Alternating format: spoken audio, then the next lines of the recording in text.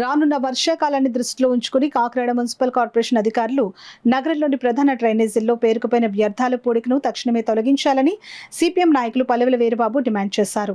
ఈ సందర్భంగా ఆయన మీడియాతో మాట్లాడారు. రకాల ఏరియాలు పూర్తిగా నీట మునిగిపోయి రాకపోకలకి వాహనదారులకి చాలా ఇబ్బందులు ఎదుర్కొన్న పరిస్థితి ఉంది.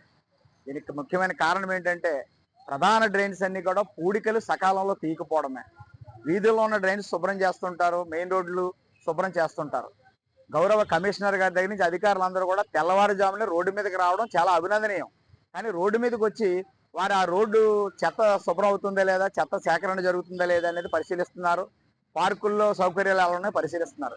కానీ పరిశీలించాల్సింది ముఖ్యమైనది మేజర్ డ్రైన్స్, మెయిన్ డ్రైన్స్ పూడిక తీతలు ఎలా ఉన్నాయి అనేది పరిశీలిస్తే తద్వారా ముంపు సమస్యను నివారించవచ్చు. ఇప్పుడు ఎండలు పూర్తయిపోయి వర్షాకాలం మొదలవుతుంది, వర్షం పడడం కూడా ప్రారంభమైంది.